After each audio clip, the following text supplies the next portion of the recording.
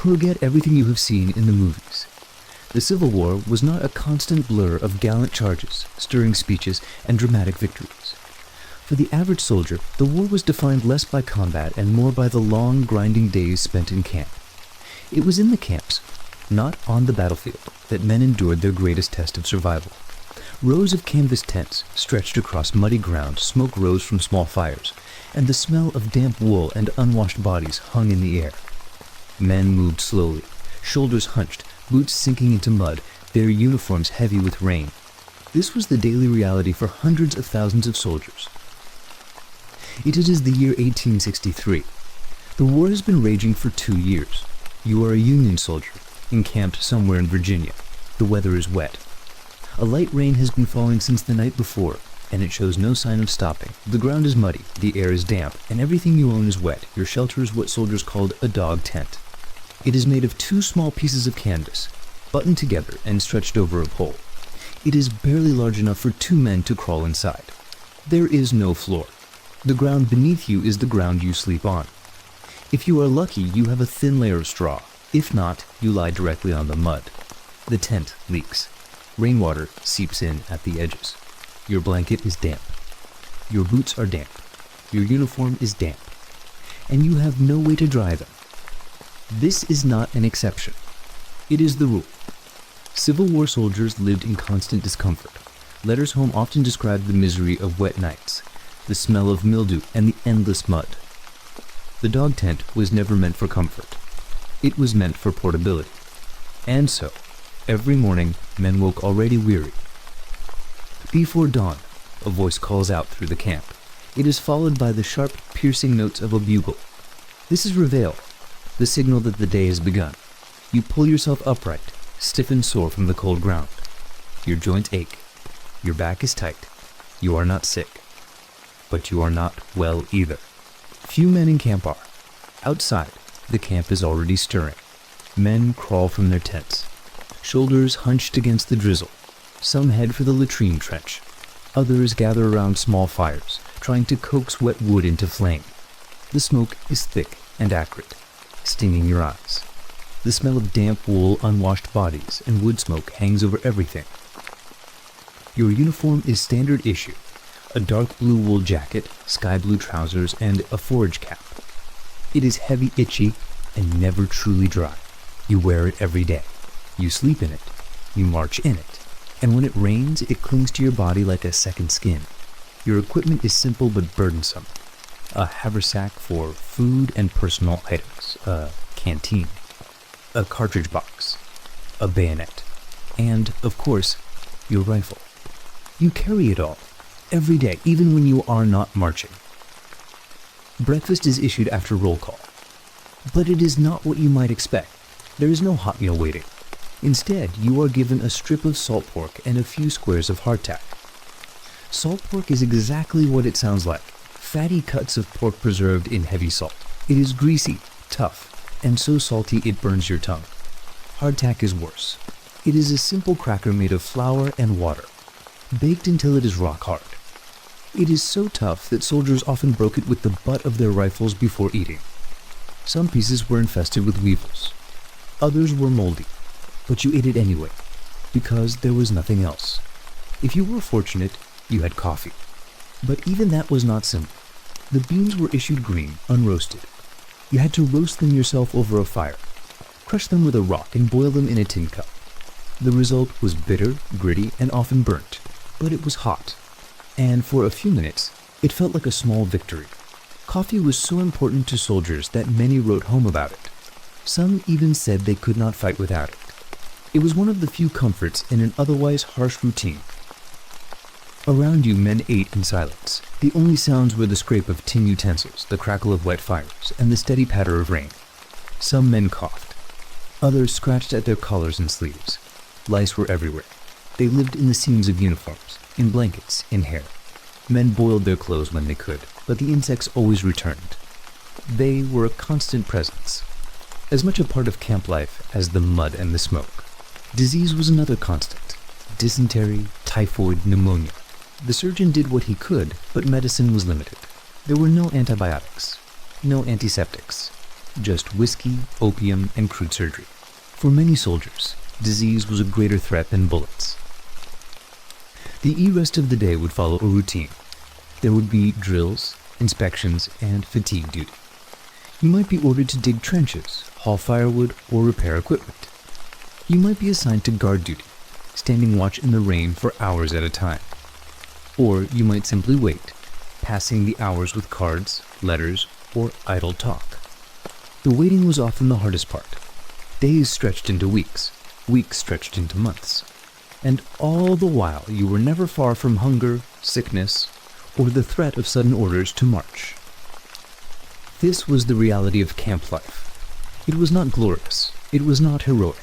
It was monotonous, uncomfortable, and dangerous in ways that were not always visible. You thought of home, of your bed, of your family, of food that was warm and plentiful. All of it felt impossibly far away. Here, survival was not about winning battles. It was about enduring the small miseries of each day. The dampness, the hunger, the sickness, the boredom, the fear.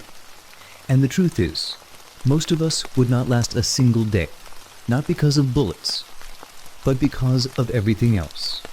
This is where our story begins, not with glory, not with triumph, but with the quiet, grinding struggle of survival in a Civil War camp. After roll call, another bugle call cuts through the camp. It does not signal comfort, it signals breakfast. But do not imagine a warm meal served to you. There is no mess hall, no steaming plates, no smell of fresh bread. Instead, you are handed your ration, a piece of salt pork, and a few squares of hardtack. The Athesa rain has been falling since the night before. It is not a storm, but a steady, calm rain. It taps on the canvas tents, drips from the edges, and gathers in puddles along the paths. It soaks the ground until every step is heavy. It seeps into your blanket, your boots, and your food. The sound of the bugle mixes with the rhythm of the rain, creating a morning that feels both endless and heavy. Salt pork is a fatty, heavily salted cut of meat. It has been preserved to last for months, sometimes even years. It is tough, greasy, and so salty it makes your tongue sting.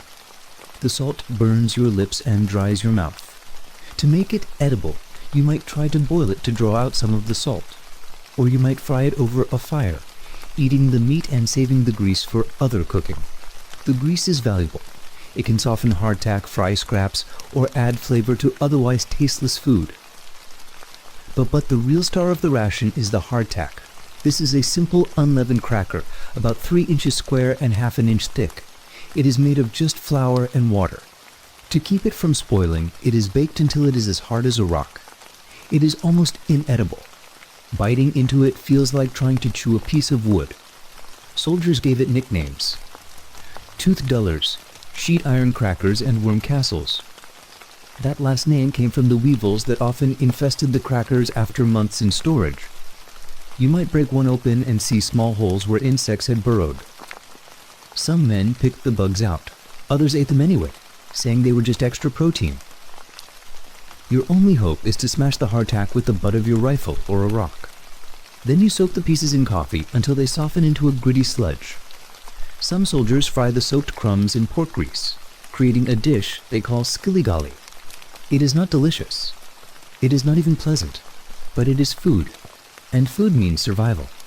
All the while, the rain continues, steady and calm, dripping into your tin cup and hissing on the fire. Hardtack is more than just food. It's a symbol of the soldier's life. Cheap, dry, and nearly indestructible, it was the army's answer to feeding thousands of men on the move. But for the men who had to eat it, it was a daily struggle.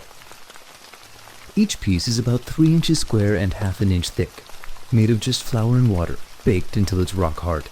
There's no yeast, no salt, no flavor. It's not meant to be enjoyed. It's meant to survive, transport, weather, and time. And it does. Sometimes too well. Hardtack was baked in large batches, packed into barrels, and shipped by rail and wagon. By the time it reached the front lines, it was often months old, sometimes years. Moisture and heat made it tougher, and the longer it sat, the more likely it was to be infested. Weevils were common, small insects that burrowed into the crackers, leaving tiny holes and trails. Soldiers called them worm castles. Some picked the bugs out. Others didn't bother. They said the extra protein was better than nothing. Trying to bite into hardtack was a risk. It could crack a tooth. It could cut your gums. Most men didn't even try. They smashed it with the butt of a rifle or a rock, then soaked the pieces in coffee or water. Sometimes they fried the crumbs in pork grease. That made skilly-gally.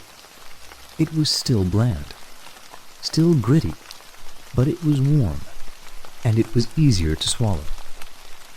Hardtack was everywhere. It was issued in bulk, carried in haversacks, eaten on the march, in camp, and even in battle. It didn't spoil. It didn't rot. It just got harder and more difficult to eat. Some soldiers got creative. They carved it into game pieces, used it as writing tablets, traded it, mocked it. But in the end, they ate it, because they had no choice. Confederate troops had it worse. Their supply lines were weaker. Their rations were smaller. When they had hardtack, it was often older and more spoiled. More often, they had none. They made do with cornmeal cakes, baked in ashes. Rough, gritty, sometimes burned. Compared to that, Union hardtack almost seemed like a luxury. Almost. If there was one thing that kept Union soldiers going, it was coffee. It wasn't just a drink. It was a routine, a comfort, a small piece of normal life in the middle of war. But even coffee came with effort. You were rarely issued roasted beans. Most of the time, they came green, raw, and bitter. You had to roast them yourself over a small fire. Turn them slowly in a pan or tin plate. Try not to burn them. Try not to lose them in the ash. Then you crush them, maybe with a rock, maybe with the butt of your rifle, whatever worked. Then you boiled them in a tin cup. The result was gritty, smoky, and strong. But it was hot, and that mattered. Soldiers drank coffee at every chance, in the morning, after drills, before marches, during guard duty. It was part of the rhythm of camp life. Some men carried beans in their pockets. Others traded for them. They roasted them in mess pans, boiled them in old canteens, and drank them from dented cups. It wasn't about taste. It was about warmth, about routine, about something familiar. Letters from the front often mentioned coffee. Men wrote home asking for more. They described how it helped them stay awake, how it gave them something to look forward to. Even when everything else was falling apart, coffee was one of the few things that made a soldier feel human. Confederate soldiers had a harder time. Real coffee was rare. The Union blockade cut off imports. Southern troops often went without. When they could, they traded tobacco for beans. But most of the time, they made substitutes. Chicory, rye, corn, even acorns. They roasted them, ground them, and boiled them. It didn't taste like coffee, but it was hot, and it gave the illusion of normalcy. You sit by the fire holding your tin cup. Steam rises. The warmth spreads through your chest. Your hands are cold, but the cup is warm. You take slow sips. The taste is bitter. The grounds stick to your teeth. But for a few minutes, it's enough. You are still tired, still wet, still hungry. But you are not alone, and you are not without comfort. This meal is not a break. It's a task, a test of patience, endurance, and adaptation. You don't eat for pleasure. You eat because you must. Because the day ahead will demand energy, and this is all you're going to get. Salt pork, hardtack, and coffee. That's breakfast. Every day.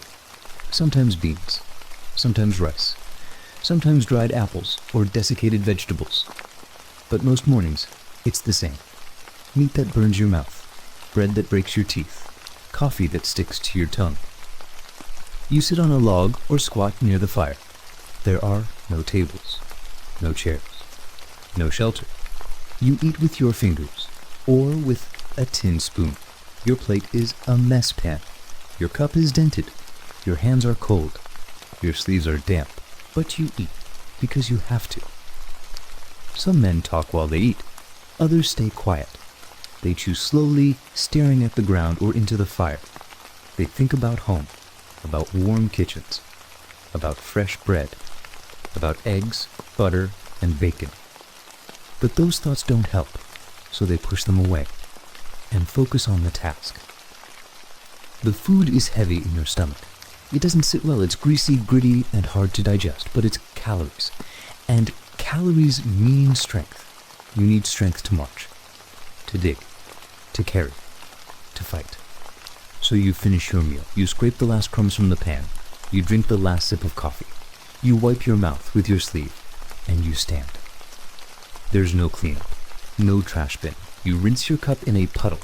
You shake out your mess pan. You pack your gear. And you wait, because the next order will come soon. And when it does, you'll be ready. Not rested, not satisfied, just ready. This is breakfast in camp. Not a moment of comfort, not a pause in the day. Just another part of the routine, another piece of the struggle. And it's only the beginning. You finish your meal and stand slowly. Your knees are stiff from crouching. Your back aches from sleeping on damp ground. Your hands are cold and your sleeves are still wet. But none of this is new. It's just how mornings begin. Around you, the camp is settling into its rhythm. Men rinse their tin cups in puddles. They shake crumbs from their mess pans. They adjust belts, tighten straps, and check their gear. There's no rush, but there's no rest either. Everyone knows what comes next. Fatigue duty, drills, guard shifts, or just more waiting. You take a moment to look around. The tents are sagging slightly, weighed down by moisture. Smoke rises from scattered fires, curling into the gray morning air. A few men are already gathering tools. Others sit quietly, staring into the distance. There's no chatter, no laughter, just the quiet sounds of a camp waking up. You think about home, not in vivid detail, just flashes. A dry bed, a warm kitchen, the smell of bread, the sound of familiar voices. You remember writing a letter last week. You wonder if it's been delivered. You wonder if anyone has written back. But you don't dwell on it. There's no time for that. You check your rifle. The barrel is clean. The sights are intact. You open your cartridge box and count the rounds. You shake your canteen. Still half full. Your haversack holds the rest of your rations. It's not much, but it's enough to get through the day. You sling your gear over your shoulder and wait. There's no schedule posted. Orders come when they come. You might be sent to dig. You might be sent to haul wood. You might be told to stand guard for hours. Or you might be told to sit and wait. Either way, you'll be ready. This is the rhythm of camp life. It doesn't change. It doesn't pause. It just continues. Day after day. Week after week. And you endure it. Not because you're strong. Not because you're brave. But because you've learned how. The morning is over. The day begins. And you move forward, one step at a time. The bugle sounds again. This time it's not for roll call or breakfast. It's the fatigue call, the signal that the day's labor is about to begin. You've had your ration. You've warmed your hands around a tin cup. Now the real work starts. And at that work is almost never fighting. Despite what people imagine, the average Civil War soldier spent far more time in camp than in combat. Some estimates suggest a soldier might see battle only one day out of every 30. The rest of the time was spent waiting, drilling, and working. Camp life came down to two things: endless drill and exhausting fatigue duty. Neither was glamorous. Neither was optional. Fatigue duty covered everything that kept the camp running. You might be assigned to dig latrines, long, deep trenches that served as communal toilets. You might haul water from a nearby stream, fill barrels, and carry them back to camp. You might chop firewood, stack it, and distribute it to tents. You might repair fences, build corduroy roads, or reinforce earthworks. If you were in artillery or cavalry, you'd spend hours grooming horses, cleaning tack, and hauling feed. The animals were vital to movement and supply. They suffered from exposure, hunger, and exhaustion, just like the men. And they needed constant care. There were no machines, no shortcuts, just your body, a shovel or an axe, and an endless list of tasks. The tools were basic. Handles were worn smooth. Blades were dull, ropes frayed. But you used what you had, and you kept going. The physical exhaustion would be a shock to most people today. You worked from sunup to sundown. There were no weekends, no scheduled breaks. You were always on duty. Even when you weren't assigned a task, you were expected to be ready. The labor was constant, and the boredom was worse. It wore you down slowly, not with pain, but with repetition. The same motions, the same scenery, the same silence. It chipped away at your spirit. You didn't complain, not out loud, but you felt it, in your shoulders, in your knees, in your thoughts. You missed home. You missed purpose. You missed anything that felt normal. But this was your life now, and you had learned to endure it. Drill begins shortly after fatigue call. There's no ceremony, no speeches, just an officer's voice and the sound of boots moving into formation. You fall in with your company, shoulder to shoulder with men you've lived beside for weeks. Some are farmers, some are clerks, some are barely old enough to shave. But here, you're all the same. You're soldiers. Or at least, you're becoming them. The officer calls out commands. You march. You halt. You turn. You repeat. The movements are simple, but they must be exact. You learn to pivot on your heel, to keep your line straight, to match your neighbor's pace. It's not about looking sharp. It's about survival. In battle, confusion kills. Drill is meant to prevent that. Then comes the manual of arms. It's a long sequence of steps for handling your rifle musket. You learn how to carry it, present it, load it, fire it, and fix your bayonet. Each motion is deliberate. Each command has a purpose. You practice over and over again. The musket is heavy. Your arms ache. Your fingers are stiff. But you keep going, because this is how civilians become soldiers. The officer walks the line, correcting posture, adjusting grips, repeating instructions. He's not cruel, but he's strict.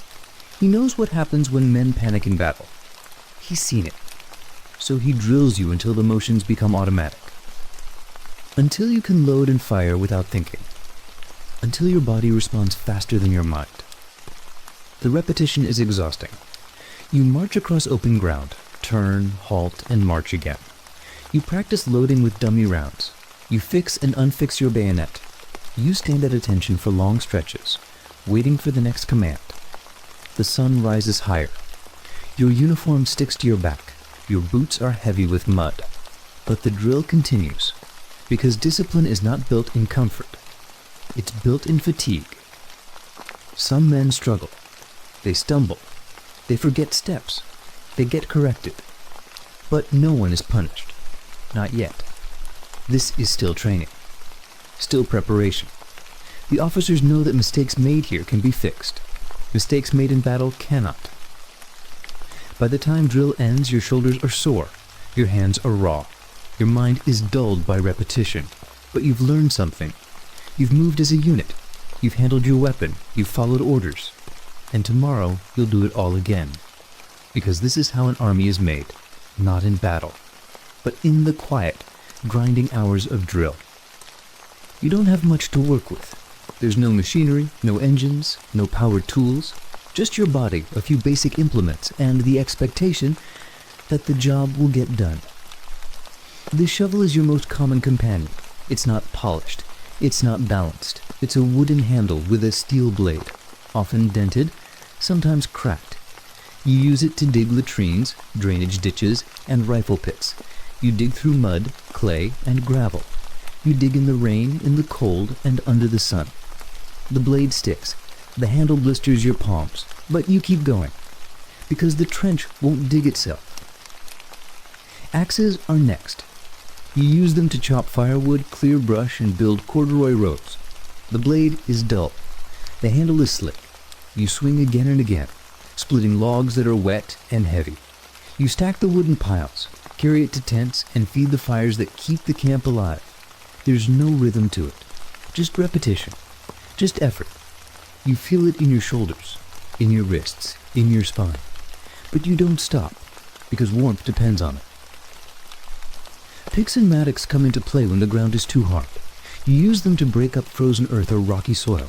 They're heavier than shovels, more awkward.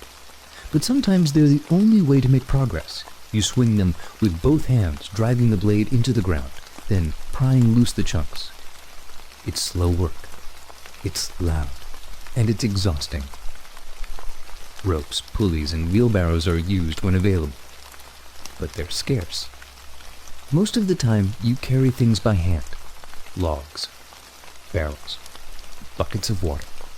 You grip the handles, brace your back, and walk. Sometimes 4 minutes. Sometimes for miles. There's no shortcut, no relief, just the task.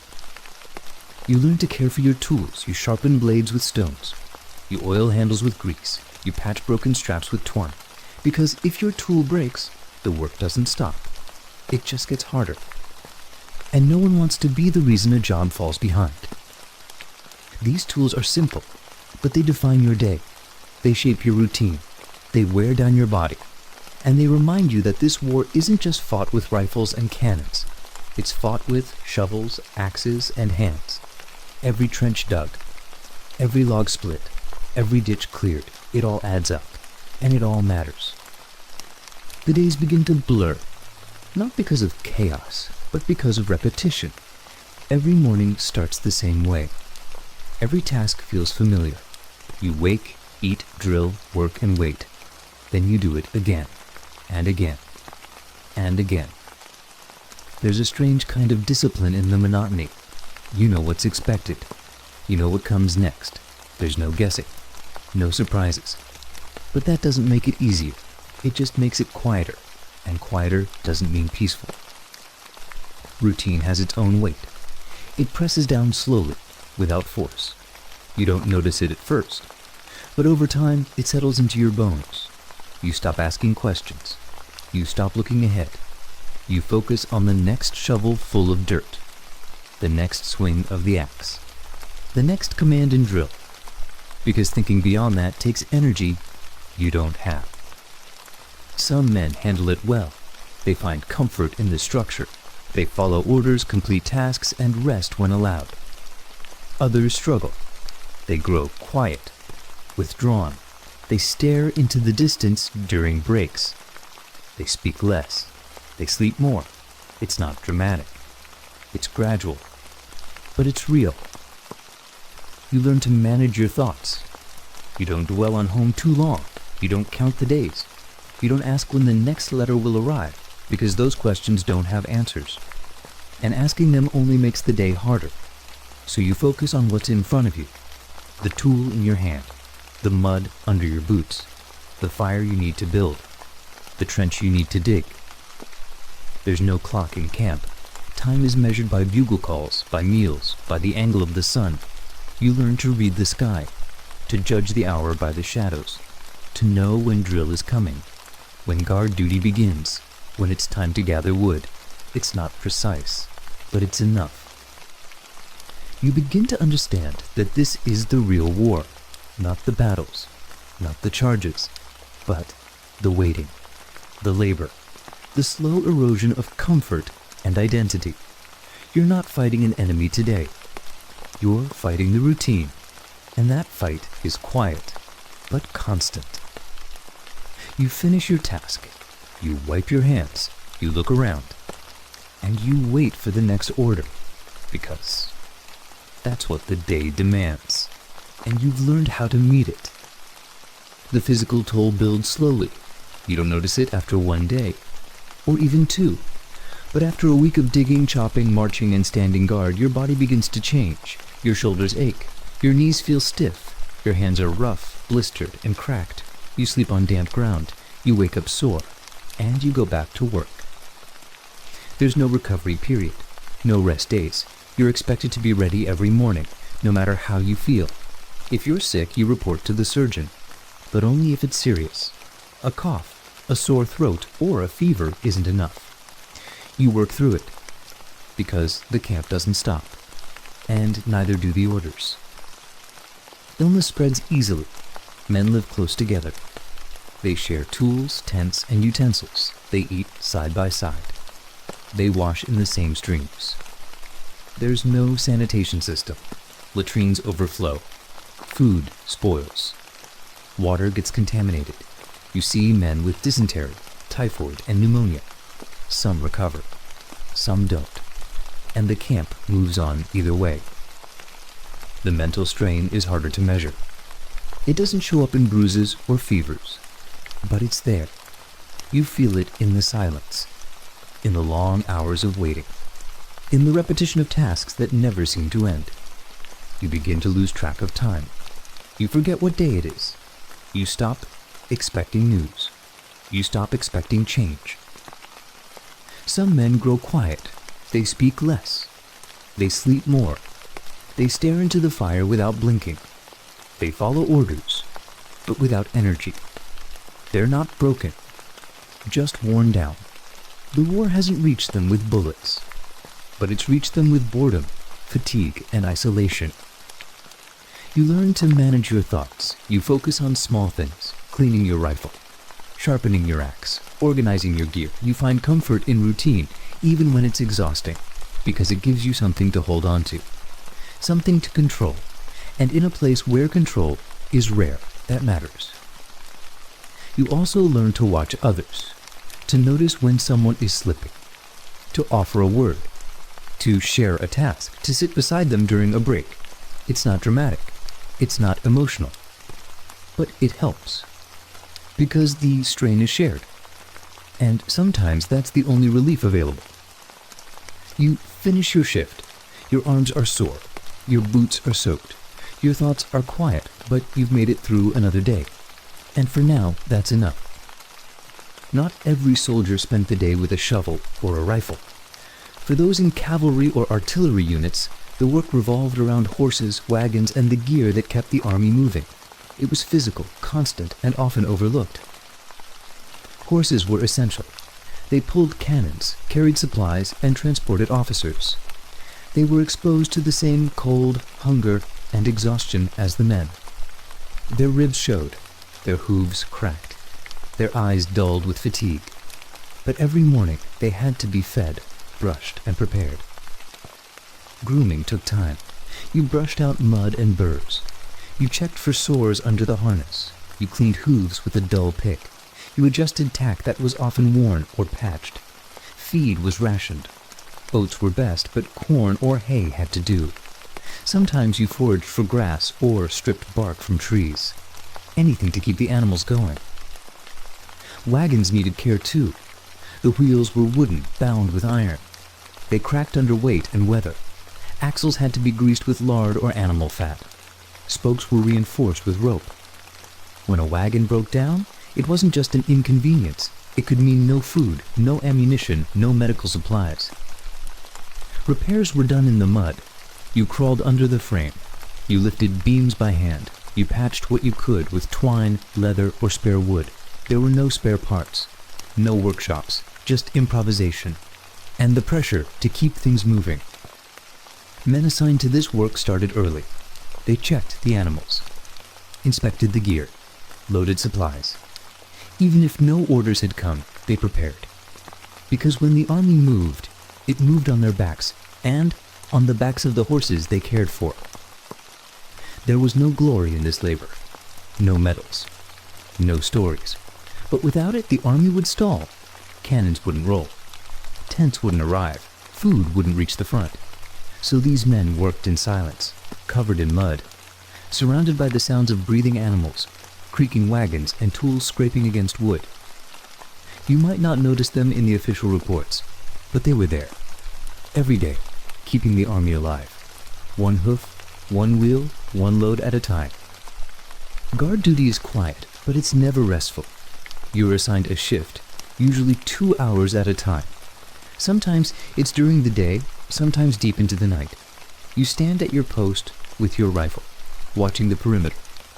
There's no movement, no sound beyond the wind and the distant crackle of campfires. But you stay alert, because that's the job. You're not guarding against a full attack. That's rare. You're watching for scouts, for deserters, for anyone approaching without warning. You're also watching your own men. Sometimes someone tries to sneak away. Sometimes someone wanders too far. You're expected to notice and to act. The hardest part is staying focused. There's nothing happening.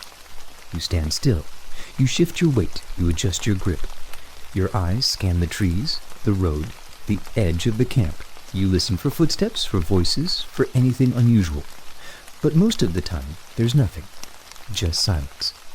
Your mind starts to drift. You think about home, about letters, about food. You remember a conversation from earlier. You wonder what time it is. You wonder how long you've been standing here. Then you catch yourself. You refocus.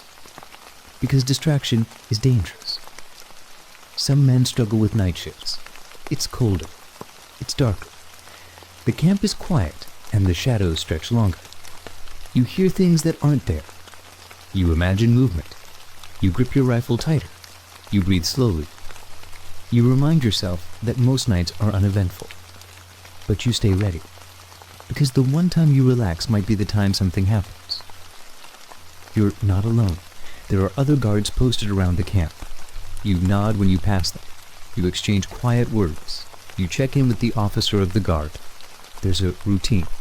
It helps. It gives structure to the silence. When your shift ends, you're tired. Not from movement, but from tension. You hand off your post. You return to your tent or your fire. You sit down slowly. Your legs are stiff. Your hands are cold. But you've done your part. And for now, someone else is watching. Guard duty doesn't make headlines. It's not dramatic, but it's essential. It's the thin line between order and chaos, and every soldier learns to respect it, because when the camp sleeps, someone has to stay awake. After your shift ends, and the camp settles into its slower rhythm, your thoughts begin to drift toward something quieter, something that feels more personal. You think about letters, not just the ones you've sent, but the ones you hope to receive. Because in a place where everything is routine and regulated, news from home feels like a lifeline. Mail doesn't arrive on a schedule. Sometimes it comes with a wagon. Sometimes it's carried by a mounted courier. Sometimes it doesn't come at all. But when it does, the mood in camp changes. Men gather around the quartermaster or the adjutant. Names are called. Envelopes are handed out. And for a few minutes, the war feels far away. You open your letter slowly. The paper is thin. The ink is faded. But the words matter. They talk about crops, about neighbors, about weather. They mention someone getting married, someone falling ill, someone moving west. It's not dramatic, but it's real. And it reminds you that the world is still turning, even while you're stuck in camp. Not everyone gets mail.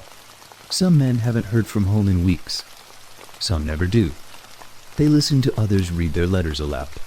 They ask questions. They imagine what their own families might be doing. And they wait. Because waiting is part of the rhythm too. When letters aren't available, rumors take their place. Someone says the army might move soon. Someone else says reinforcements are coming. There's talk of a battle nearby, or a general being replaced. Most of it is speculation, but it spreads quickly, and it gives the men something to talk about, something to wonder about, even if it's not true. Occasionally, a newspaper reaches camp. It's passed from tent to tent, read aloud by candlelight. The pages are torn. The print is smudged. But the stories are devoured. Men want to know what's happening beyond the lines. They want to hear about other regiments, other battles, other towns. Even if the news is weeks old, it still matters. You fold your letter and tuck it into your haversack. You've read it twice already. You'll read it again tomorrow. Because it's not just information, it's connection. And in a place where everything feels distant, that connection is worth holding on to. As the fire burns low and the camp quiets down, you think about what tomorrow might bring. More drill, more labor, more waiting. But for now, you have a letter. And that's enough. You tuck the letter away and shift closer to the fire. The warmth is welcome, but it doesn't last. The night air is damp. Your coat is still wet from the morning, and the canvas tent behind you offers little protection. This is the part of camp life that wears you down slowly, the constant battle against exposure. Rain is common. It soaks the ground, fills the trenches, and turns paths into mud. Your boots never fully dry. Your socks stay damp. Your blanket smells of mildew. You sleep in wet clothes and wake up colder than when you lay down. There's no real escape from it. You just learn to manage. The tents are made of canvas. They sag under moisture and leak at the seams. You dig shallow trenches around them to divert water, but it only helps so much. Inside, the ground is hard. There's no flooring, just dirt, straw, or whatever you can scavenge. You lay your blanket down and hope it stays dry. Sometimes you share the space with 2 or 3 others. It's cramped, but the shared body heat helps. Cold mornings are the worst. You wake up stiff. Your fingers barely move. You fumble with buttons and straps. You try to light a fire with damp wood. Sometimes it catches. Sometimes it doesn't. You breathe into your hands and wait for the sun to rise. Because once it does, the day begins, whether you're ready or not. Winter brings new challenges. Snow piles around the tents. Ice forms in your canteen. Your breath hangs in the air like smoke. You wear every layer you have, but it's never enough. Frostbite is a real threat. So is pneumonia. The surgeon does what he can, but supplies are limited. And rest is rare. Even in freezing conditions, the work continues. Summer isn't easy. The heat is relentless. Sweat soaks your uniform. Flies gather around the latrines. Water becomes precious. You ration it carefully, knowing the next refill might be hours away. Men collapse from heat stroke. Some recover, some don't. The weather doesn't care. It just keeps changing. You learn to adapt. You waterproof your gear with wax or grease. You layer your clothing. You dry socks near the fire when you can. You build windbreaks from logs and brush. You do what's necessary to stay functional, because comfort isn't the goal. Survival is. As the fire fades and the camp settles into sleep, you pull your blanket tighter and listen to the wind. Tomorrow will bring more labor, more drill, more waiting. But first, you have to make it through the night. After a week of labor, drill, and guard duty, Sunday arrives with the promise of rest. It's not guaranteed, and it's not complete, but it's different. The bugle still sounds. The camp still stirs, but the pace is slower. There's no scheduled drill, no assigned fatigue duty. And for a few hours, the routine loosens its grip. You wake up at the usual time, but you're not rushed. You sit by the fire longer. You eat slowly. You talk more. Some men shave. Some mend their clothes. Some write letters.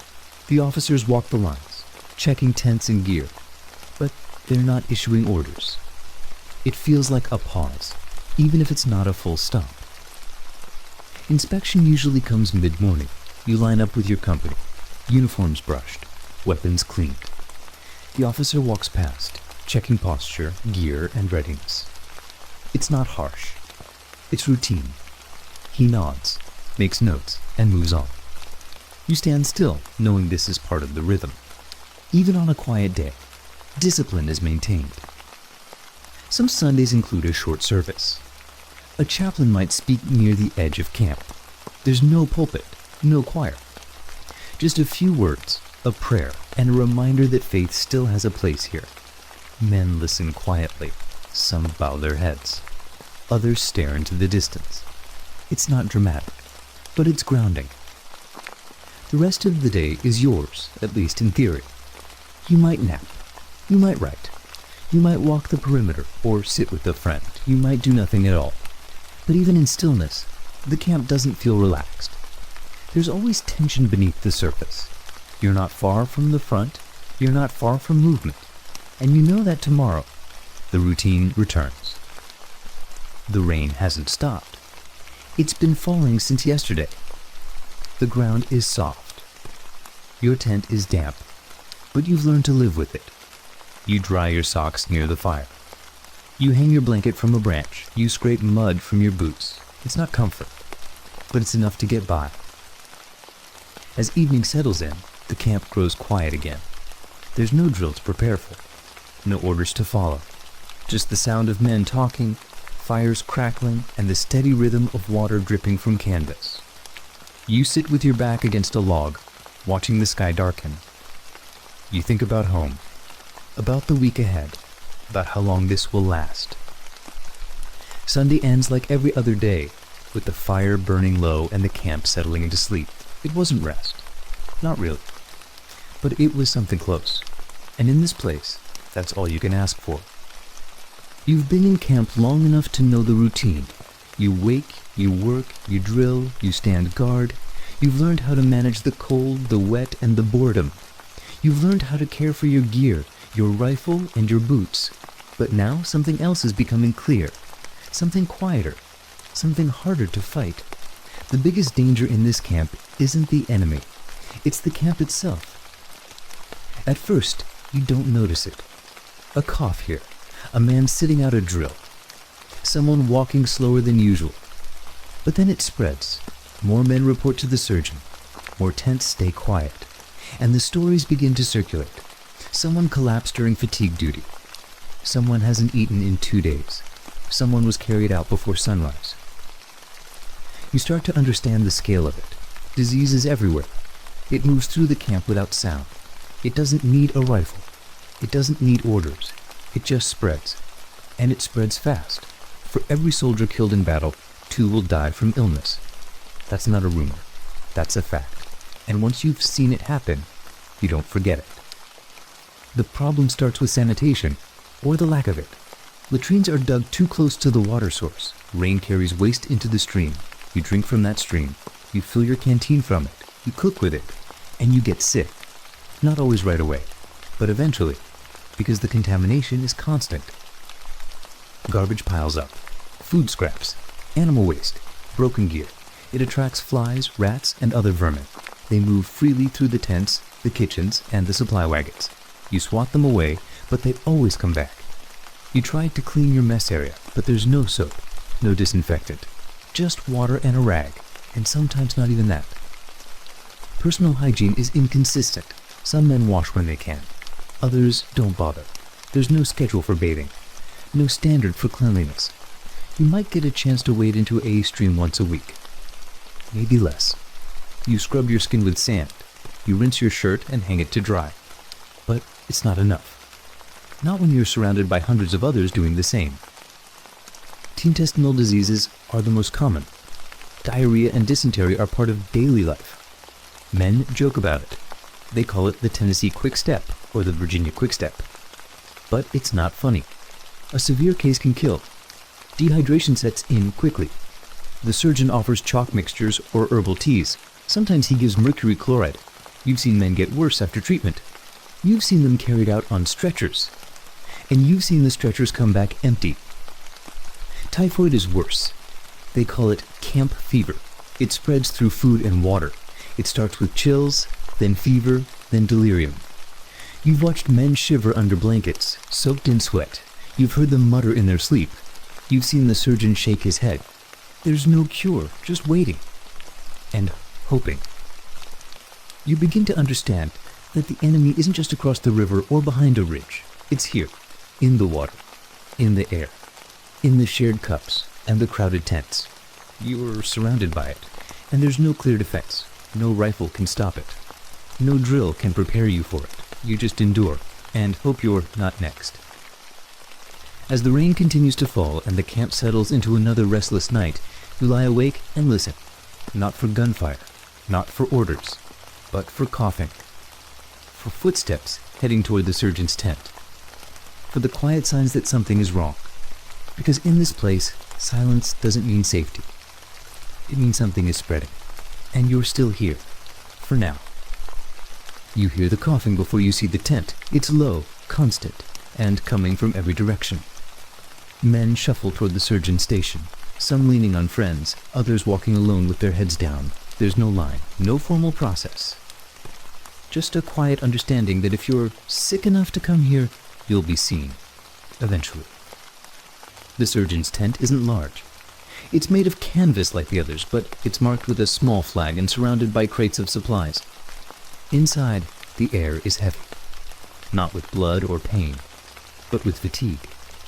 The surgeon is always working. He moves from cot to cot, checking pulses, asking questions, mixing treatments. He doesn't raise his voice. He doesn't waste time. He just does what he can. You've watched him work. He uses what's available. Chalk powders, herbal mixtures, and sometimes chemicals that smell sharp and metallic. Mercury chloride is one of them.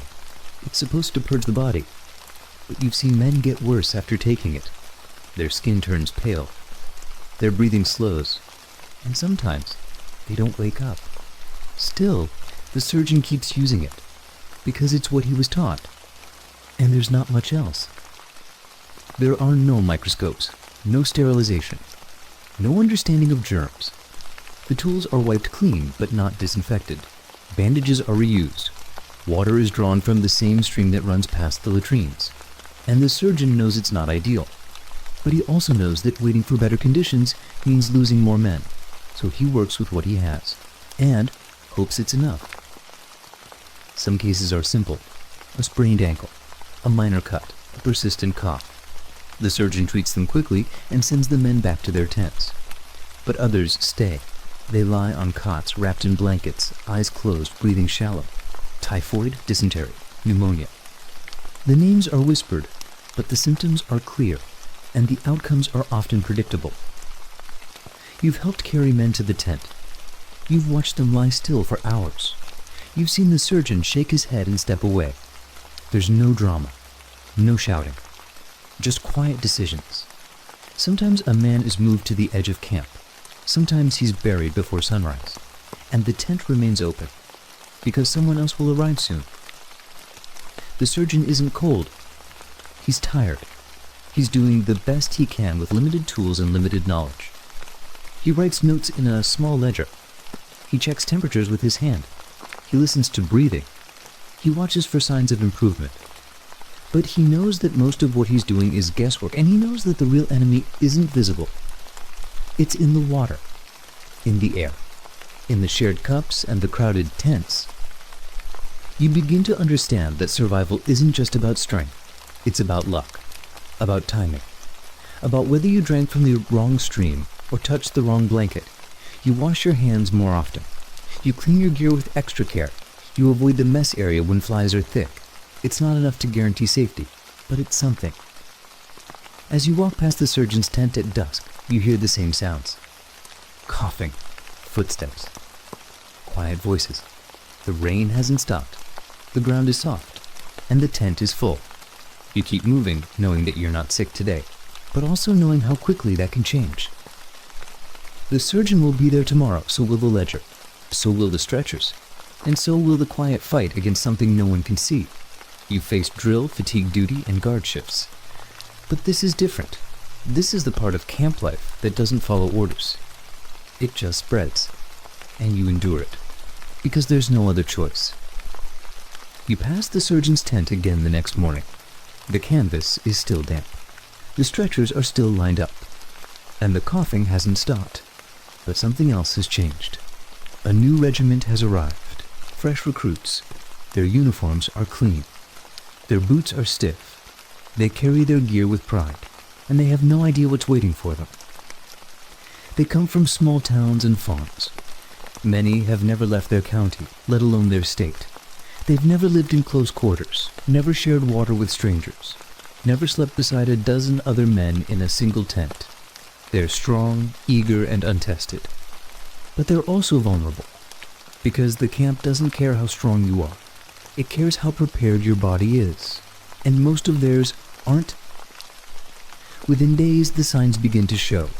A few men report headaches, others complain of sore throats. Then the fevers start. The surgeon sees the pattern immediately.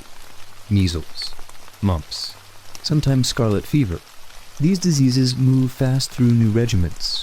One man gets sick, then 5, then 20, and soon the tent is full again. You've seen it before. The older soldiers know what's coming. They keep their distance. They warn the new men to wash their hands, to boil their water, to avoid sharing utensils. But it's hard to enforce. The camp is crowded. The mess area is shared. And the rain hasn't let up. Everything is damp. Everything is touched. And the diseases keep moving. The surgeon does what he can. He separates the sick. He marks their tents. He assigns guards to limit contact. But it's not enough. The camp wasn't built for quarantine. It was built for movement, for readiness. And when illness spreads, it spreads fast. The new recruits grow quiet. Their energy fades. Their confidence cracks. And they begin to understand that this war isn't just about bullets. It's about endurance and exposure. Some recover quickly. They rest. They hydrate. They return to duty within a week. But others don't. They linger. They weaken. They're moved to the edge of camp. And sometimes they don't come back. The surgeon writes their names in the ledger. The quartermaster arranges burial, and the regiment moves on. Because it has to. You watch all of this unfold from a distance. You remember your own arrival. You remember how little you knew, how unprepared you were, and how lucky you've been. You've learned to avoid certain tents, to clean your gear twice a day, to boil your water when possible. It's not foolproof, but it helps. And in this place, anything that helps is worth doing. The EE rain continues. The ground is soft. The surgeon's tent is full, and the new recruits are learning fast. They're not drilling today. They're not building roads. They're lying on cots, wrapped in blankets, listening to the quiet sounds of a camp that never truly rests. You walk past them slowly. You nod to the surgeon. And you keep moving, because you're not sick today. But you've seen how quickly that can change. This is the part of the war no one talks about in letters. It's not heroic, it's not dramatic. It's quiet, relentless, and invisible. And it's everywhere. You've learned to respect it, to fear it, and to endure it. Because that's what survival looks like here. Not just strength, not just discipline, but awareness and caution every day, without exception. The new recruits are still adjusting. Some are recovering, others are growing weaker. And as you watch them move through camp, you begin to notice something else. Something that's harder to control than illness itself. It's the way disease spreads. Not through dramatic outbreaks, but through small unnoticed habits. Through shared tools, casual contact, and the fragile routines of hygiene that never quite hold. You see it in the mess area.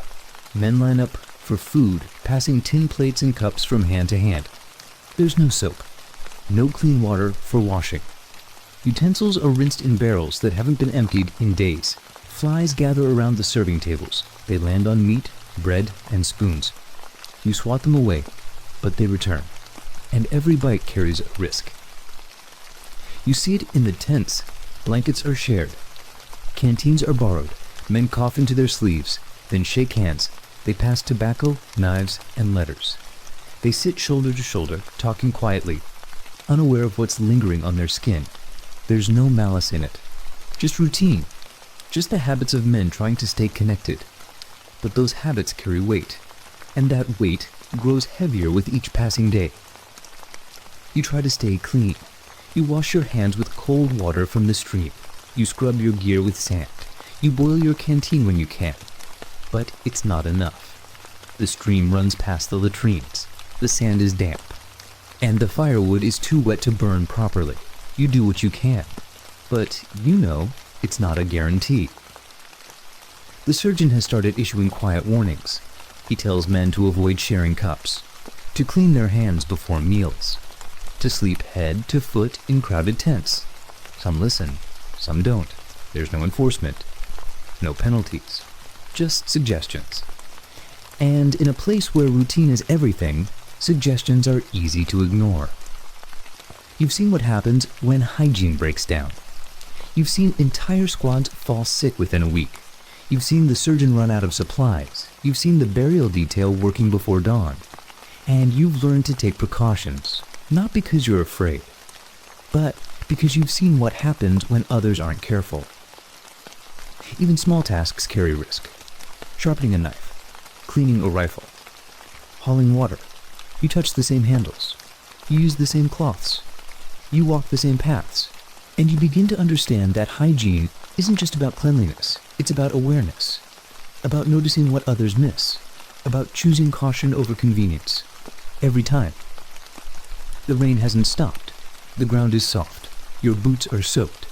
And the camp smells of damp canvas and wet earth. You hang your gear from branches. You dry your socks near the fire. You scrape mud from your tent flaps. It's not enough to stay dry, but it helps you stay alert. And that alertness matters. You watch the new recruits as they settle in. Some are learning. They wash more often. They boil their water. They keep their gear separate. Others still share everything. They laugh. They joke. They pass cups and sit close. And you know it's coming. Not because you want it to, but because you've seen it before. As the camp quiets down and the fires burn low, you sit with your back against a log and listen. There's no gunfire, no shouting, just the steady rhythm of a place trying to hold itself together. You faced fatigue duty, drill, and guard shifts. But this is different. This is the part of camp life that requires constant attention, because one mistake, one shared cup, one unwashed hand can change everything. And you've learned to respect that. You've done everything right. You've boiled your water. You've cleaned your gear. You've kept your distance from the sick tents. But the feeling doesn't go away. It stays with you, quiet and persistent. Because in this camp, even when you're careful, you're never truly safe. And that uncertainty begins to wear on you. It's not fear in the usual sense. There's no panic. No sudden rush of adrenaline. It's slower than that. It settles into your thoughts during quiet moments. When you're eating alone. When you're walking to the latrine. When you're lying in your tent, listening to the rain. You wonder if you touched something you shouldn't have. If you drank from the wrong barrel. If the cough you heard last night is going to spread. You don't talk about it much. Most men don't. They joke about the camp plague or the quick step. But the humor is thin. It's a way to keep the silence from getting too heavy. Because once you start thinking about how fragile everything is, it's hard to stop. And in a place where routine is the only anchor, too much reflection can pull you under. You've seen men change. Not from wounds, but from waiting. They grow quiet. They sleep more. They eat less. They stare into the fire without speaking. They follow orders, but without energy. It's not dramatic. It's not sudden. But it's real. And once it starts, it's hard to reverse. Now you try to stay busy, you clean your rifle, you organize your gear, you help with wood detail, you write letters, even when there's nothing new to say. It's not about productivity, it's about distraction. Because when your hands are moving, your thoughts are quieter, and that quiet matters. Some men find comfort in routine. They wake at the same time, they eat the same meals, they walk the same paths. It gives them structure. It helps them feel in control, even if the control is limited, even if the danger is still there. Others drift. They lose track of time. They forget to eat. They stop writing. And the camp begins to feel heavier around them. You've learned to watch for signs. A man who stops shaving. Who doesn't clean his gear? Who sits alone during meals? You don't confront him. You sit nearby. You share a task. You ask about home. It's not a cure, but it's something. And sometimes, something is enough to keep someone from slipping further. The surgeon sees it too. He doesn't have medicine for it. He calls it camp fatigue or melancholy. He writes it in the ledger with quiet frustration, because he knows it's not just physical. It's the weight of waiting, of watching others fall sick, of knowing that your turn might come without warning. You've learned to accept that the enemy here isn't loud, it doesn't charge, it doesn't fire, it waits, it spreads, and it wears you down. You fight it with routine, with caution, with quiet acts of care. You don't win, but you endure. And in this place, endurance is what survival looks like. As the camp settles into another damp evening, you sit by the fire and listen. The rain hasn't stopped. The surgeon's tent is still busy, and the new recruits are still learning. You're not sick. You're not slipping, but you're tired. And you know that tomorrow will be the same. So you rest, you breathe, and you prepare to keep going, because that's what this place demands. Every day, without exception. You wake up with the same stiffness in your joints, the same damp blanket, the same quiet dread that settled into the corners of camp.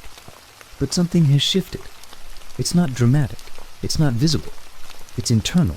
You've started making choices, not just to follow orders, but to stay alive. And those choices aren't loud.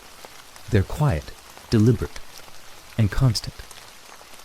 You choose where to sit during meals, not near the men who've been coughing, not near the ones who share everything without thinking. You choose which barrel to draw water from. You choose which path to take to the latrine.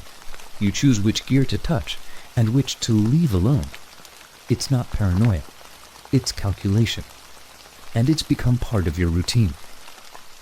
We've learned to observe, to notice who's washing their hands, who's boiling their canteen, who's sleeping too much. You don't judge. You don't speak. You just adjust. You sit farther away. You clean your gear more often. You avoid shared tools unless absolutely necessary. And you do it without drawing attention, because attention brings questions, and questions bring friction. Some men think you're being cautious. Others think you're being distant. But you've seen what happens when caution fades. You've watched strong men fall sick. You've watched the surgeon run out of supplies. You've watched the burial detail work through the night. And you've decided that survival isn't about strength. It's about awareness, about small decisions made every hour, without exception. You ration your energy. You don't volunteer for extra duty unless it's necessary. You rest when you can. You eat slowly. You drink carefully. You avoid unnecessary contact. It's not selfish. It's strategic, because in this camp, the line between healthy and sick is thin. And once you cross it, there's no guarantee you'll come back. You've also learned when to speak and when to stay silent. You offer advice when asked. You help when it's safe. But you don't push. You don't argue. You don't try to change habits that are already set. Because every man has his own calculus, his own way of managing risk. And sometimes that means letting others make their own mistakes. You've seen men recover. You've seen them return to duty, quieter but stronger. You've also seen men fade, not from wounds, but from exhaustion, from the weight of constant vigilance. And you've learned to pace yourself, to find small moments of rest, to sit by the fire without speaking, to write letters even when there's nothing new to say, because those moments aren't just comfort, they're part of the equation. The rain continues. The tents are damp. The surgeon's ledger grows longer, and the camp moves forward. You move with it, carefully, deliberately. You've stopped hoping for change. You've started planning for endurance. And that shift matters, because it means you're adapting, not just surviving, but learning how to survive well. You don't talk about this calculus. It's not written down. It's not taught. It's learned through experience, through observation, through quiet reflection. And once you've learned it, you carry it with you, into every task, every decision, every day. Because in this place, survival isn't a single act. It's 1,000 small ones, repeated, refined, and remembered. As the camp settles into another wet evening, You sit by the fire and watch the steam rise from your boots. You're not sick.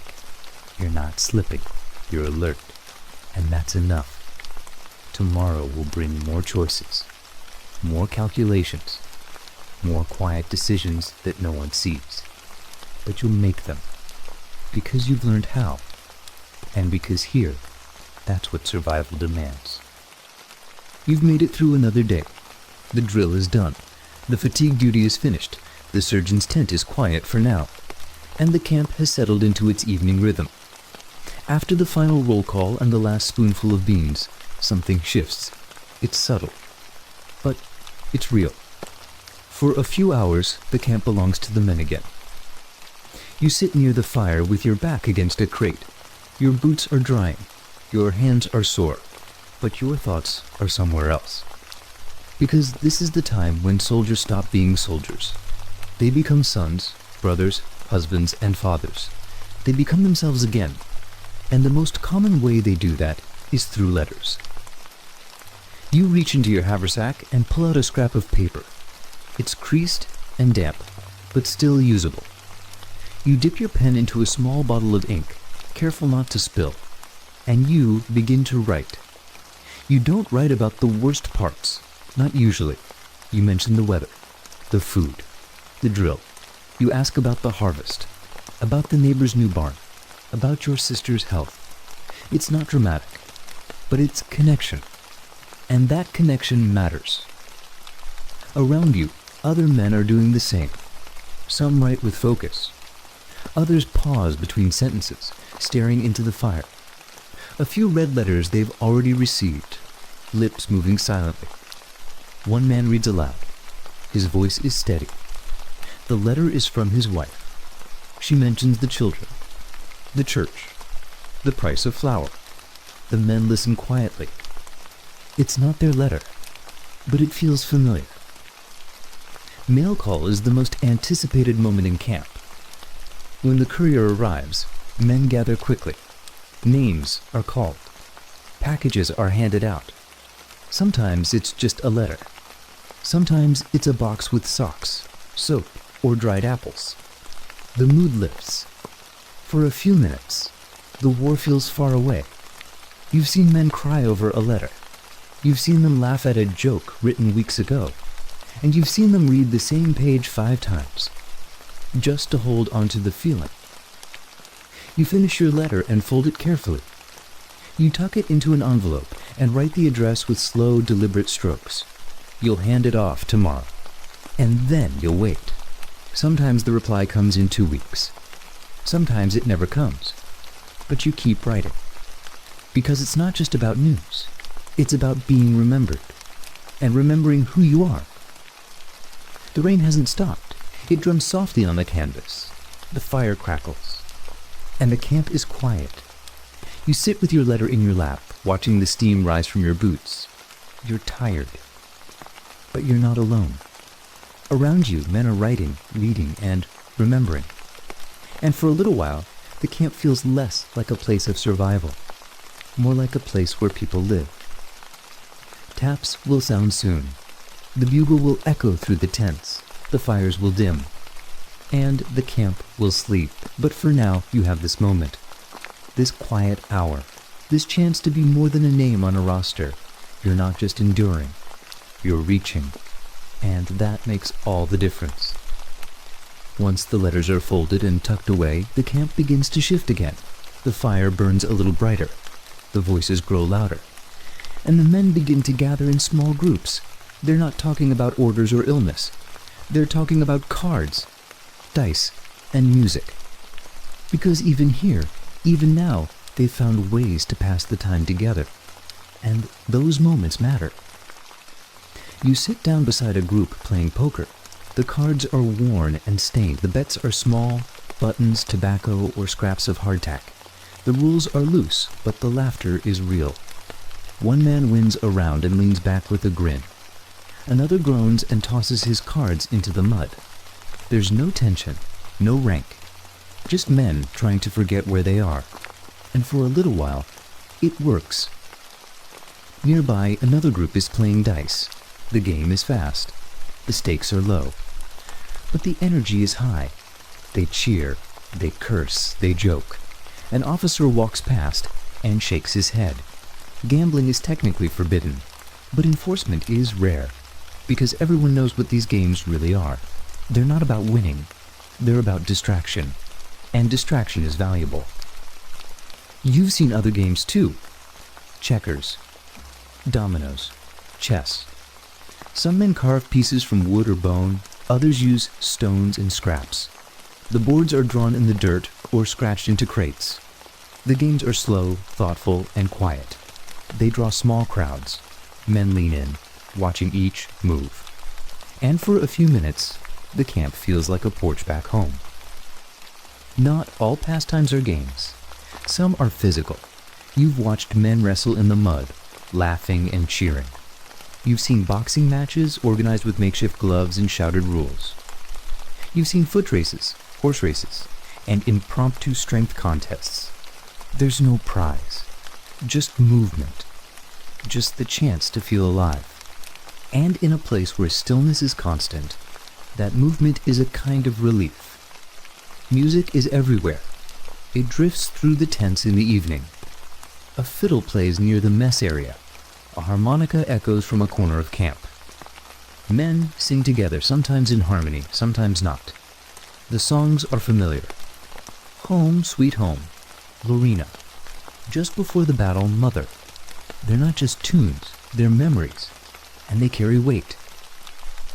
You've seen dances too. They're rare, but they happen. Someone plays a lively tune. Men pair off, laughing and spinning. There are no women here, so they dance with each other. It's not mockery. It's tradition. It's joy. And it's one of the few times the camp feels like something more than a place to wait. You don't always join in. Sometimes you watch. Sometimes you hum along. Sometimes you sit quietly and let the sound wash over you. Because even if you're not part of the game or the song, you're part of the moment. And that moment is enough. It reminds you that you're not just surviving. You're still human. Still capable of laughter. Still able to feel something other than fatigue. As the fire burns low and the games begin to wind down, you look around and see something rare.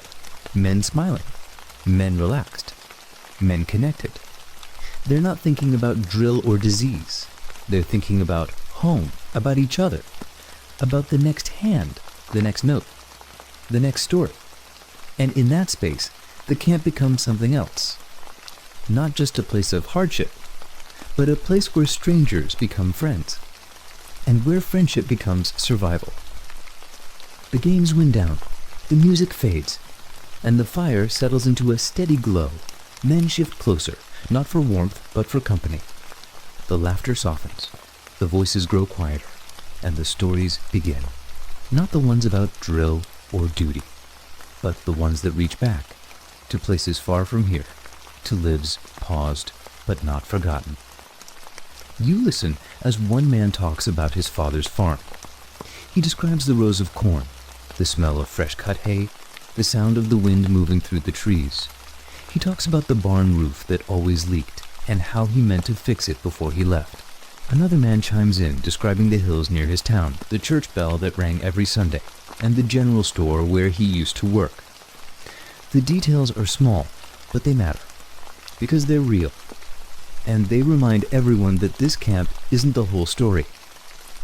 You share your own memories, not because they're dramatic, but because they're yours. You talk about your mother's cooking, about the creek behind your house, about the dog that followed you everywhere. The men nod. They smile. They ask questions. And for a little while, you're not just a soldier. You're someone with a past, with a place, with a name that means something beyond a roster. Some stories are fun. Men talk about childhood mischief, about schoolyard fights, about the time someone tried to ride a cow and ended up in the river. The laughter returns.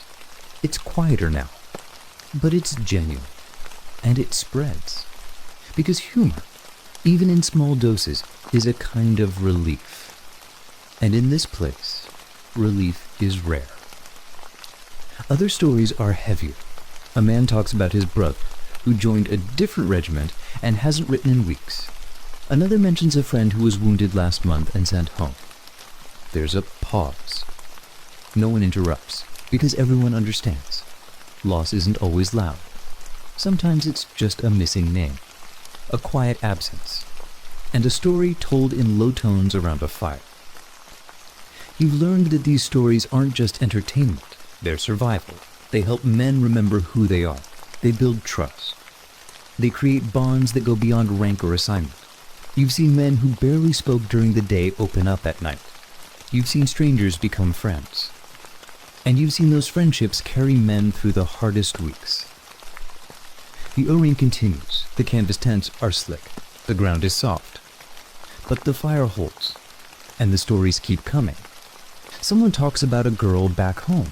Someone else describes a town dance that ended in a fist fight and a wedding. The details blur. But the feeling stays sharp. Because these aren't just memories. They're reminders of what's waiting, of what's worth returning to. You don't know when you'll go home. No one does. But you carry the image with you. The porch, the fields, the sound of familiar voices. You hold onto it during drill, during guard duty, during long nights when the coughing won't stop. It's not escape. It's endurance. And it works. As the fire dims and the camp begins to settle, you look around at the men beside you. They're tired. They're wet. But they're talking. They're remembering. And they're holding onto something that matters. You wrap your blanket tighter. You close your eyes. And you let the story settle into your thoughts. Because tomorrow will bring more labor, more waiting, more uncertainty. But tonight, you've remembered who you are. And that's enough. The stories fade into silence. The fire burns low, and the men begin to settle in for the night. But even now, even in these final moments before sleep, there are rituals.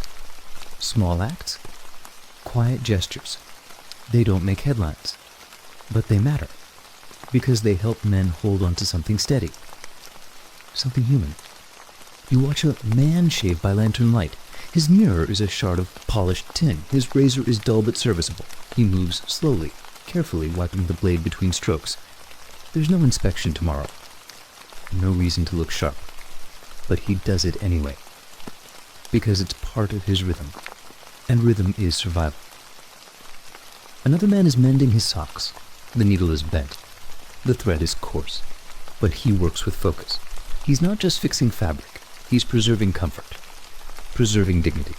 Because even in a place where everything feels temporary, small repairs feel like progress. And progress, however minor, is worth chasing. You've seen men cook together, not just the standard rations, but small additions. A pinch of salt from a package, a scrap of onion from a care box. They share what they have, they trade, they improvise, and they eat slowly, talking as they go. It's not a feast, but it's a moment of care, and care is rare. You helped a man clean his rifle, not because he asked, but because you saw him struggling. You sat beside him. You passed the cloth. You held the barrel steady. No words were needed. Just presence. Just help. And that help stayed with both of you. Because in this place, kindness isn't loud. It's quiet, and it lasts. Some men write letters for others. Not everyone can read or write, so they sit together. One speaks, the other writes. They choose the words carefully. They pause often. They make sure the tone is right, because these letters carry weight. And helping someone send a piece of themselves home is an act of trust. You've seen men share blankets, not because they're cold, but because someone else is. You've seen boots pass between tents. You've seen a man give up his last candle so another could finish a letter. These aren't orders. They're choices. And those choices build something stronger than routine. They build connection. And connection is what keeps the camp from falling apart. The rain continues. The canvas is slick. The ground is soft. But the rituals continue. You dry your socks near the fire. You check your gear one last time. You nod to the man beside you. He nods back. No words. Just understanding. Just the quiet rhythm of people trying to stay whole. You've learned that togetherness isn't about grand gestures. It's about consistency, about showing up, about noticing when someone needs help and offering it without hesitation. You've seen men carry each other through illness, fatigue, and grief. You've seen them laugh together, cry together, and sit in silence when words aren't enough. And you've come to understand that these moments, these rituals, are what make survival possible. As tap sounds and the camp settles into sleep, you lie back and listen. The fire is low. The tents are quiet. And the rain continues. You're tired, but you're not alone. You've written your letter. You've shared your story. You've helped where you could. And tomorrow you'll do it again. Because in this place, humanity isn't lost. It's rebuilt. One small act at a time. The bugle sounds. A single, slow melody that drifts across the camp. It's not loud. It doesn't rush. It simply marks the end. Taps. The signal for silence, for stillness, for sleep. You finish your last task. You brush the mud from your coat. You check your gear. You nod to the man beside you. And then you crawl into your tent. It's small, low to the ground. Just enough space for your body and your blanket. The straw beneath you is damp. Your boots are still wet, and your stomach is still empty. You lie down slowly. Your joints ache. Your hands are sore. Your back is stiff from the day's labor. You pull the blanket over your chest and try to settle. But the cold seeps in.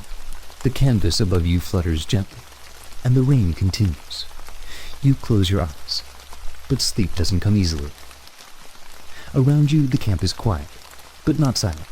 You hear coughing, snoring, the occasional groan from a man fighting fever or pain. You hear the creak of someone shifting in their tent, the soft clink of gear being adjusted, and the steady rhythm of water dripping from canvas. It's not peaceful, but it's familiar. The smell is heavy, smoke from the last fires, sweat soaked into uniforms, mud tracked through tents, unwashed bodies. It hangs in the air thick and constant. You breathe slowly, trying not to notice. But it's part of the night. Just like the cold. Just like the hunger. Just like the waiting. You think about the morning. About reveille. About the same food. The same drills. The same labor. You know it's coming. And you know you'll face it. Because that's what you do. Not with excitement. Not with hope. But with endurance. You're not weak. You're not afraid. But this kind of hardship is different. It's not dramatic. It's not heroic. It's quiet, relentless, and unfamiliar. You're used to comfort, to warmth, to choice. Here, those things are gone. And what remains is the test of patience, of resilience, of will. You shift beneath your blanket, you listen to the camp breathe, and you wait for sleep. It might come. It might not. But either way, the bugle will sound again, and you'll rise, because that's what this life demands. Every day, without exception. The night is quiet now. The rain has stopped. The canvas is still. And the air feels heavier without the sound of falling water. You lie awake, listening to the silence. It's deeper than usual, more complete. And in that silence, your thoughts begin to drift. You think about the day ahead, but it's not a new day. It's the same one you've lived for weeks. The same food, the same drill, the same labor. There's no variation, no surprise, just repetition. And that repetition begins to wear you down. You used to mark time by letters, by inspections, by the arrival of new recruits. But now, the days blur. You forget what day it is. You forget how long you've been here. You forget the last time something felt different. And that forgetting feels dangerous. Because it's not just about memory. It's about identity. You've seen it happen to others. Men who stop shaving, who stop writing, who stop speaking unless spoken to. They follow orders. They complete tasks. But they move like shadows, like the routine has hollowed them out. And you wonder if you're starting to do the same. You try to resist. You clean your gear with care. You write letters even when there's nothing new to say. You ask questions. You listen. You notice small changes. A new patch on a coat, a different tone in someone's voice. It's not much, but it's something. And that something helps you hold on. You remember who you were before this. Not in detail, but in feeling.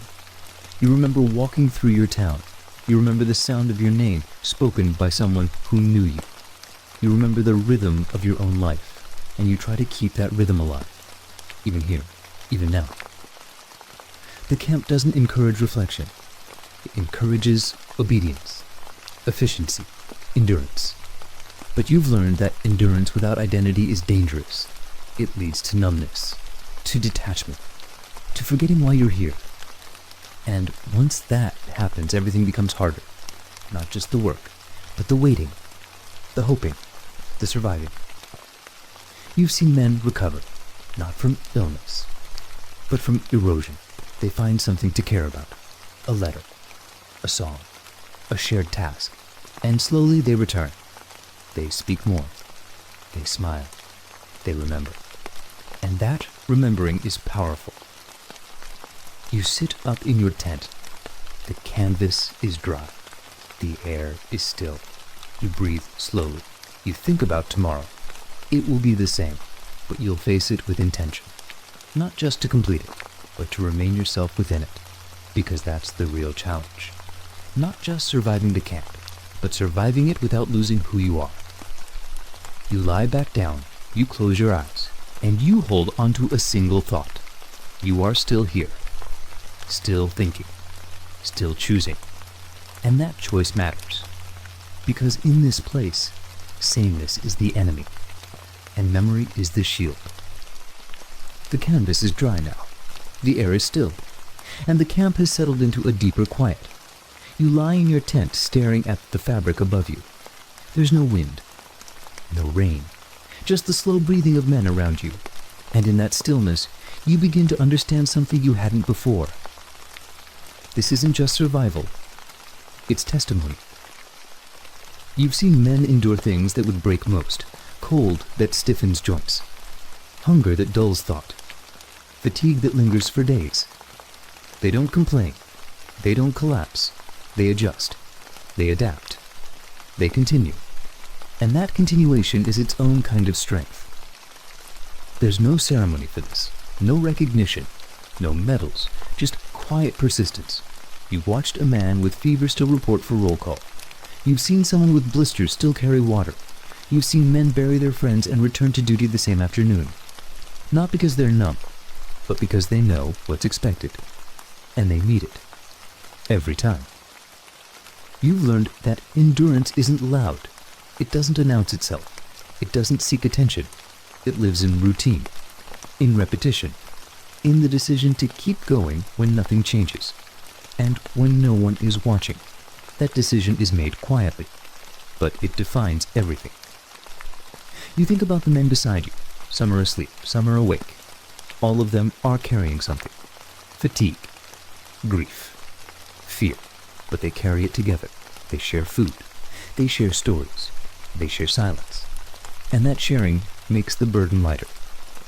Not easy, but bearable. You remember a moment from last week.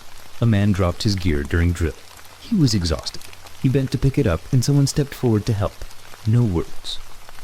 Just action. That moment stayed with you. Because it wasn't about strength. It was about recognition. About seeing someone struggle and choosing to stand beside them.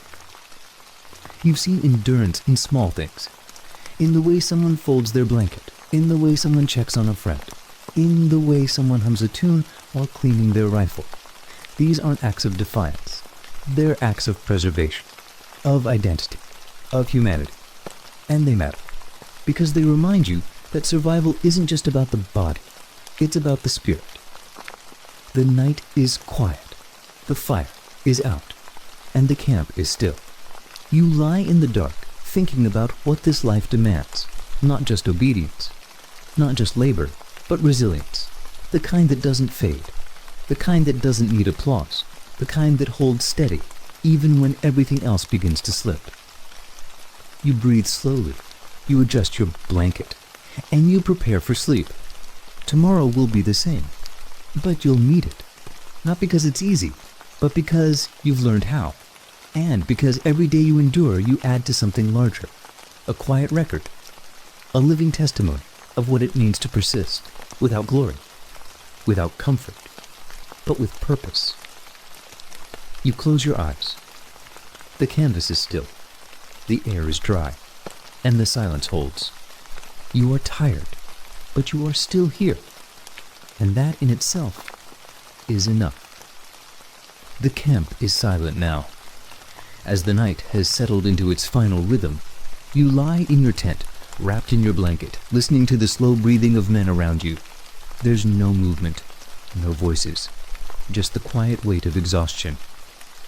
You're still hungry, still cold, still covered in the grime of the day, but you've made it through, not with ease, not with comfort, but with endurance. And that endurance tells a story, not just about survival, but about what it means to be human in a place designed to strip that away. This isn't a battlefield. There are no cannons, no charges, no flags waving in the smoke. But the struggle here is just as real. It's fought in silence, in repetition, in the slow erosion of comfort and identity. And every man who endures it carries a kind of quiet strength. Not because he's fearless, but because he keeps going, even when everything around him says stop. You think about your own life, about warmth, about choice, about the small luxuries that feel ordinary until they're gone. A clean shirt, a soft bed, a quiet room. Here, none of that exists. And yet men endure, day after day, week after week, year after year. You begin to understand that bravery isn't always loud. It doesn't always wear a uniform. Sometimes it looks like a man folding his blanket with care, or writing a letter by candlelight, or helping someone carry water. These aren't dramatic acts, but they're real, and they matter, because they preserve something fragile, something vital, something human. You wonder how you would fare here, not in battle, but in the camp, in the waiting, in the repetition, in the quiet misery that never quite lifts. Would you hold on to yourself? Would you find ways to stay whole? Would you endure? It's not an easy question, and that's why it matters. This was their war.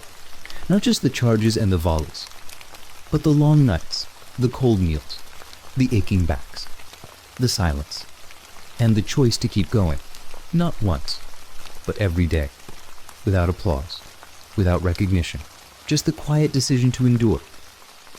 If you found this look into the past meaningful, consider subscribing. Hit the like button if you'd like to see more stories told this way, and let me know in the comments which part of camp life would challenge you the most. The hunger?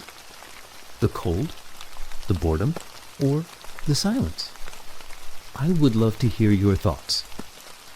Thank you for spending this time with me.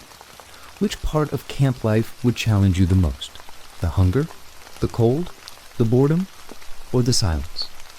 We'd love to hear your thoughts. Thank you for spending this time with us, for listening, for imagining, for reflecting. History isn't just dates and battles, it's people, it's choices, it's endurance. And tonight, you've walked beside them, not as a soldier, but as a witness. And that too is part of the story.